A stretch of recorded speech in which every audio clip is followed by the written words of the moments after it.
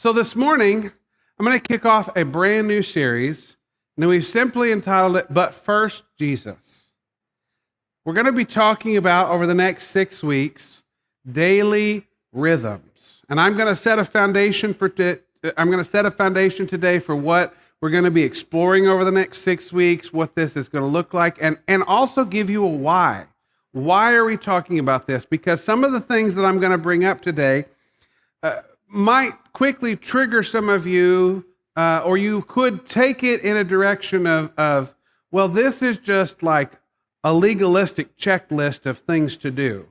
And I hope to paint a picture that rather than talking about these in terms of disciplines or boxes you need to check to be in good with God, these are actually helpful rhythms to invite His presence on a daily basis. Now, I want to make the disclaimer up front. I think coffee is a legitimate part of a daily spiritual rhythm with Jesus. All right? That is like inbounds. I'm okay with that. But the other disclaimer I want to make, because all of this will fit either way. Everything that I'm describing as we dive into these daily rhythms does not have to be in the morning. Some people might make a case, well, you really need to start your day in that place. I'm not going to put that on you as a legalistic requirement. My encouragement to you, because we want to express freedom, we are free from the law, but we want to develop daily rhythms with Jesus, whether that's in the morning, in the middle of the day, or at night. But the point is, whatever your personality wiring is, if you are a morning person, then I would say when you get up, make time. But first, Jesus. If you're more of a night person, I would say before you lay down and go to bed, but first, Jesus. And we're going to make this really practical. We're going to explore some specific things we can do. But I want to start with an illustration. If you think, how many of you here are musicians? How many of you have listened to music? Right? Okay, so that probably catches everybody, right? Music is somewhat dependent upon rhythm. You can have the most talented person in the world, whether it be a guitar player or a piano player, but if that person doesn't have good rhythm, talent can sound like chaos, right? And we just kind of instinctively understand this, that there's nuance there, right? But you need a consistent rhythm to make beautiful music. That's why, just if you want to just pray and agree with us, we're praying for more people to join our worship community, because we would love to have somebody playing the djembe or the cajon or plucking the bass guitar to help increase the rhythm. In the ancient days, sometimes worship was like just the drum. Can you imagine that? Like just having a rhythm and then the voices was enough. So that's just a side plug if you want to pray with us about more people coming and joining the worship community, because we want to open that door. Rhythm is required for talent to make beautiful music. And what we're going to discover as we go through this series is that we were designed to live in rhythm with God. Now, that can easily bring up questions of, well, what does that look like?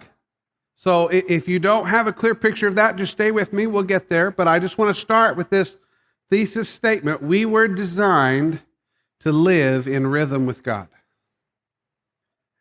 Now, where we started this morning with that question, I think part of the reason I had this sense is because the Lord's been talking to me about how we live rushed and disordered lives. Now, that looks different for all of us, but there's constant hurry in our lives, in our culture. How many of I'm dating myself and like revealing a genre that you might not know I grew up listening to. I'm in a hurry to get things done. I rush until life's no fun. All I really want to do is live and die, but I'm in a hurry and don't know why. Right? Isn't that like capture the spirit of our lives many times. Sometimes we're rushing and we're pushing and we're hurrying and we're disordered, and sometimes we stop and it's like, I don't even know why I'm living my life this way. And this is the invitation that Jesus has before us today, to actually slow down and walk in unforced rhythms of grace with Jesus.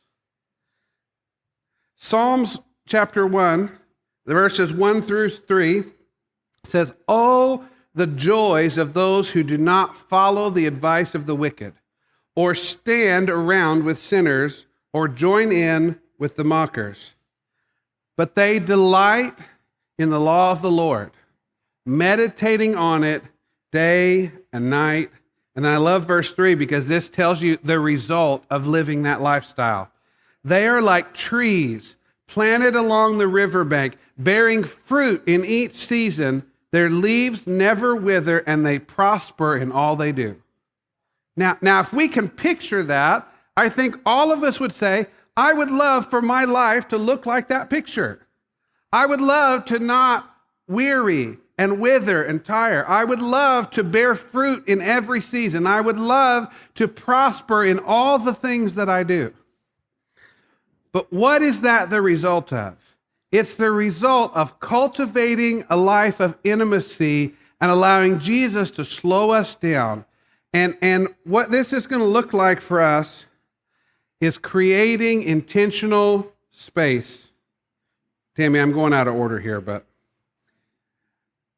if we're designed to live in rhythm with God, we need to create intentional practices that create space for His presence to transform us. That's our part.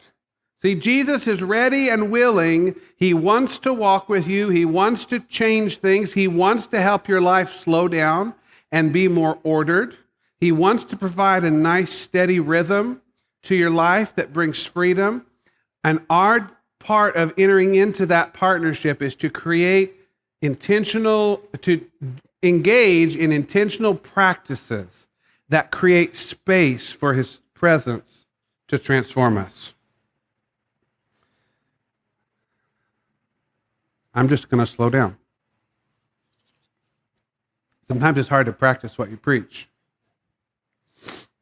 And I am excited, but I want to slow down I don't want to blaze through this. Let's stop and look at this need for rhythm a little bit. We see it, first of all, in creation. We see rhythm in creation. I love the creation story. How it goes through in order and with a certain level of symmetry through each day as God brought things into being and He created all that exists. And I especially love that He stops at the end of each day and says, "That's good. I like that."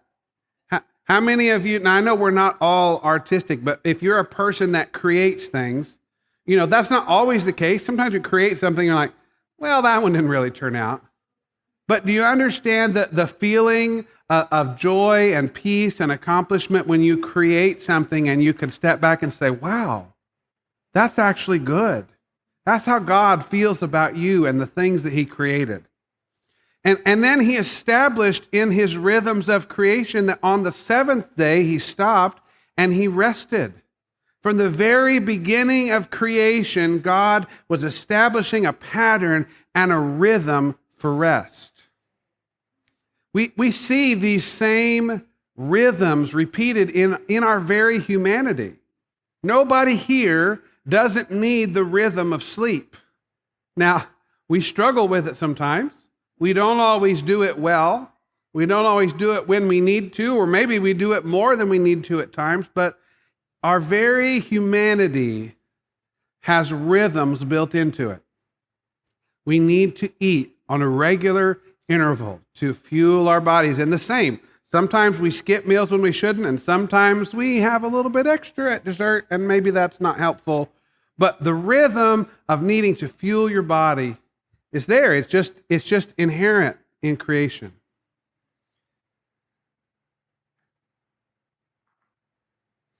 We were designed to live this way, to walk with Jesus, to create, to engage. I keep wanting to say create. We don't need to create the practices. We need to engage practices that create space for His presence to transform us.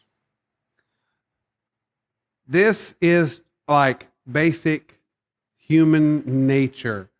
And the world is trying to train us and model us, honestly, into a disordered life. You know, the enemy's not creative. He doesn't have anything original. He simply comes and distorts what God created as perfect and beautiful. And God created things in order. He took the chaos and made it orderly. He created rhythms for life and rest and peace and blessing and life with Him. And the enemy's only play is to try to twist, manipulate, disfigure, change the image, right? He doesn't have any like original programming. But we have to understand that we have to be intentional to engage these practices. And the best place to look is at our primary model, Jesus. Because Jesus actually modeled these rhythms in His life and ministry. Excuse me, I may have drank that coffee a little bit too fast. In the Gospel of Mark, now we're not going to read the whole story, I'm just going to tag this one verse, but I'd love for you to go back and read a little bit more. In the first chapter of Mark, we see this little place here in verse 35 where it says, before daybreak the next morning, Jesus got up and went out to an isolated place to pray. Now this follows Him doing like significant ministry. And the way Jesus did ministry was tiring, right? Like, especially as He became more popular, as the word spread, you know, it's like people are always looking for Him. And we see this over and over again. Jesus would go minister in the power of the Holy Spirit, and then He would withdraw to spend time with His Father. Because Jesus didn't do anything in His ministry except what He saw His dad doing, what He heard His dad saying. And so in order for that relationship to work, they had to spend time together. How many of you know that if you are not intentional, the craziness and the busyness and the demands of life will not leave you leftover time to be with Jesus? You have to carve that out with a high level of intentionality. Now, remember what I said? We're not talking about legalism. We're not talking about God gets mad at you because you skipped a day or this happened. But there is an enemy that doesn't want this process to happen. There is an enemy that does not want your life to get more ordered, to find a better rhythm. So we have to carve that out with intentionality. In Luke 4:16, this is another passage I love. This is Jesus as a young person. It says, when He came to the village of Nazareth, His boyhood home, He went as usual to the synagogue on the Sabbath and stood up to read the scriptures. Now, you could twist this and, make a point where I could stand here and harp about, this is why you should come to church. That's not the point. The point is, Jesus had a rhythm. He had a habit. This was something, it says that he went as usual. He engaged in a practice and He observed the Sabbath. We have to be intentional to create these rhythms following our model, Jesus. A few chapters later in Luke, Jesus and the disciples have been on a ministry tour. Like they've done a lot of things. Oh, I'm sorry. I'm jumping ahead. That's not this one. Jesus says, Father, if you were willing, this is before the crucifixion. My mind was jumping to a different one for later. As Jesus is coming into the realization that He is going to be crucified, and He knows that He's been following His Father's will, He says, Father, if you are willing, please take this cup of suffering away from me. I just have to stop and say, friends, like this is a banner verse. If you follow Jesus, you are not exempt from suffering. Sometimes what Jesus asks you to do is going to include some suffering. The promise is that He will be with you. You will be able to endure because of his strength. You will be able to obey because of his empowering grace. But it doesn't mean that it will be easy. And Jesus, I love the honesty here. He cries out to his Father, Father, if it's possible, if there is any other way, take this cup away. I don't really enjoy doing this. This is hard stuff, God. And he says to the final sentence, yet I want your will to be done and not mine. He's honest with his Father. Father, if there's any other way, let's do it. But if this is it, if this is what is needed for your will to be accomplished, then I say yes, Lord. Did you know Jesus, just like we talk about all the time, Jesus had to live that life? The yes, Lord, he had to live that in reality. You see, these rhythms that we're talking about, they are about cultivating intimacy, not legalism. This is where the freedom comes in. Because, like I said, the church has not always done a good job. I'm talking about the big C church, worldwide, global, historic church. We've not always done a good job of not turning these things into a checklist and making people feel guilty when they don't do them. I'm sure at least half of you have heard me say this from time to time. Somebody will miss a service or be gone, and I'll say, well, I want you to know that I missed you, but I'm not the attendance police. Right? Like that's not my job as the leader to police the attendance and make sure everybody's doing it. No, that's not. We're trying to be family. We want you to want to be here, and we understand sometimes things happen that you can't be here. We want there to be freedom for that, but we want to be intentional that these rhythms and gathering together in this room is just one. But there is something special about experiencing God together. I want to encourage all of us to develop our own set of rhythms of how you connect with God that can be regular, that can be intentional, and I hope over the next 6 weeks to give you some new things to try if you're struggling to establish rhythms. But no matter what your personal rhythms look like, there's something special when people come together and experience God in a shared way, in a corporate way. When we feel God move, when we experience him in worship, when we see ministry happen, having that shared experience is not just an individual you and God thing. It actually helps us bond relationally too, because we've shared that experience together. Jesus is inviting us, he's inviting you to walk with him in rhythms of grace, to move towards having a more ordered life. And I don't have to poll you to say, I don't think any of us are there yet. I don't think any of us feel fully ordered, right? And let me also say, now I'm not going there right now, but rhythms, and then there's also seasons. And so this is the other reason I don't want this to become legalistic, because there might be certain rhythms that you need in this season that you don't continue forever. But with the Holy Spirit's help, we need to figure out, Jesus, what rhythm are you walking with in this season, and how can I partner with you to be more in order with your steps? You know that verse that says, I make plans, but the Lord orders my steps? That's what I think of. It's not about the Lord orders me and tells me no, it's about Jesus is going somewhere. He's doing something, and I want to walk with the same rhythm, the same cadence, in step with Jesus, because I know that will bring the most order, the most peace, and truth be told, even in the midst of suffering, it will bring the most fun that you've ever had in your life. That's a big one that the church has not painted an accurate picture of. I think Jesus is the most fun person, in all of history. Now, does that mean he didn't do hard things and there weren't serious? Yes. He's the most significant figure in all of history for a lot of different reasons and verified by a lot of different events. But life with Jesus is actually the most fun thing you can do, because what happens is you get to see glimpses of his glory. You get to participate with the things that he's doing. And then even as the seasons turn and you enter a time of suffering or difficulty, somehow you're able to endure that with him.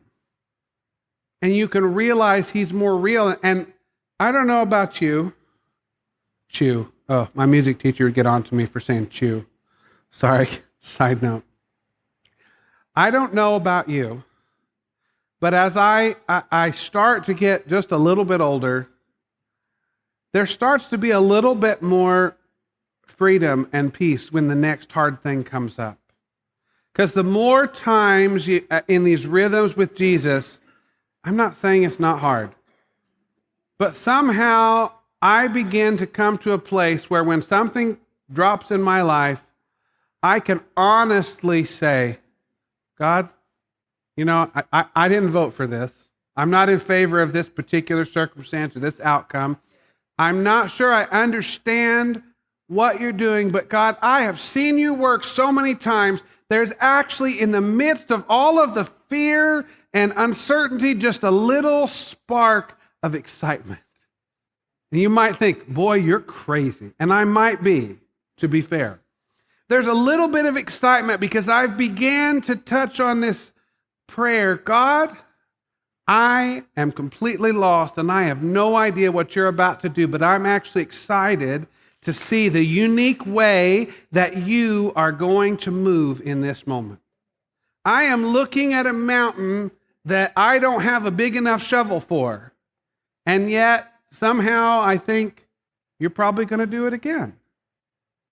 Now that's a weird place, and if you go tell all of your friends that, they might think that you need some counseling.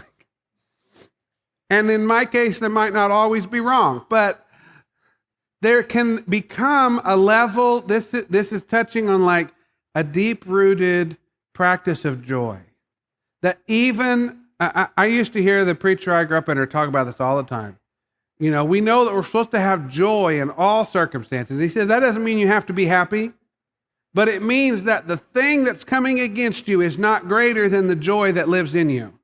It's seated in such a deep and real place that I can actually still have at least a glimmer of that joy because I know the hope that I have. See, we as Christians should never come up against anything that I'm not bringing condemnation if you feel this way, because I do sometimes.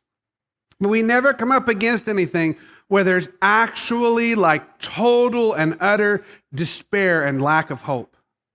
That's not a reality for the Christian. There is hope. And it doesn't mean that you're going to get the answer that you would like on the timetable you're asking for. Sorry. But it means no matter what happens, the fact that Jesus lives in you cannot be changed. The destination of where you're going with God into eternity and how eternity is coming towards you in the kingdom of God cannot be changed by the circumstance. You might come up against season after season after season of disappointment, loss, despair, anxiety, and all kinds of trouble. And it does not change the unchanging hope that Jesus lives in you now. He has a place prepared for you in the future, and at any moment, those two realities can collide. Now, this is the biggest difficulty for us as believers. To live holding on to hope while being in a season of difficulty. It's hard. And you can literally go from moments where you feel the thrill of the victory to the next moment you feel the utter agony of defeat. But the joy that lives in you, if we cultivate intentional practices to stay in touch with the Jesus who lives in you. I don't know if I've said this to you before, but one of my prayers for you as people is that the Jesus who lives in you would be let out. You know, we love to pray these prayers about heaven coming to earth and all of these things, but sometimes I think we need to actually turn the page and realize we're all walking around with that reality living in us. And we just need to create spaces and avenues for it to leak out. Jesus, now, Sorry, my mind goes to a weird place. It's like Jesus isn't trapped in there. But the reality of what he's doing needs to be put on display. And it starts with us cultivating that inner life. Cultivating, and we're going to get more practical over the next few weeks about, again, introducing you to different practices you may not have tried. We're going to hear some stories from some other folks, so you get a perspective other than just mine, right? But engaging rhythms and practices like silence, solitude, worship, community. There's all kinds of things that we want to develop intentional rhythms of grace with Jesus. But before we worry about getting all of our checklists out and diving into what does this look like for us, let's stop and say, but first, Jesus. Because the best defense against legalism is an intimate relationship with Jesus.